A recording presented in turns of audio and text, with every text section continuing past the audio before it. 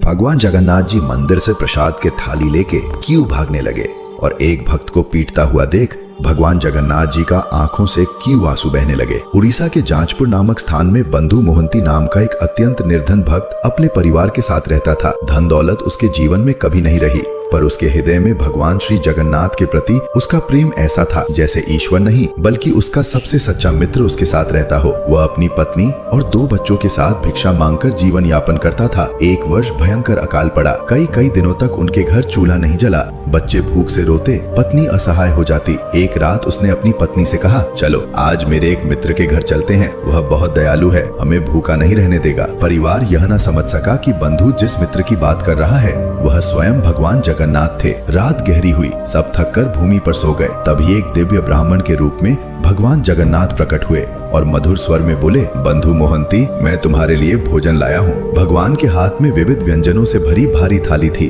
बंधु ने प्रसाद ग्रहण किया, पूरे परिवार को जगाया और कई दिनों बाद सभी ने तृप्त होकर भोजन किया। सुबह जब मंदिर का भंडार खोला गया तो पुजारी यह देखकर चकित रह गए कि भोग की एक थाली गायब है। खोज करते करते वे बंधु मोहंती के पास पहुँचे और उसी थाली को उसके फटे वस्त्रों में लिपटा पाया। संदेह में आकर सेवकों ने बंधु को अपमानित किया और पीटा, पर वह पीड़ा में भी बस इतना ही कहता रहा, जय जगन्नाथ, जय जगन्नाथ। भगवान जगन्नाथ यह देखकर भीतर तक आहत हो गए और उनकी आंखों से अश्रुधारा बहने लगी। तब भगवान ने पुरी के राजा प्रातः रुद्र को सपने में बुलाया और कह दिया कि यह भक्त मेरा मित्र है और उसे सम्मान देना चाहिए। राजा सुबह उठकर तुरंत वहां पहुंचे, उनसे क्षमा मांगी और उन्हें सम्मान दिया। उन्होंने घोषणा की कि मंदिर की सेवा और प्रशासन में बंधु मोहंती और उसके परिवार की भूमिका सदा बनी रहेगी। तो जगन्नाथ जी के लिए चैनल को सब्सक्राइब करें और वीडियो को लाइक करके कमेंट में जय जगन्नाथ जरूर लिखें।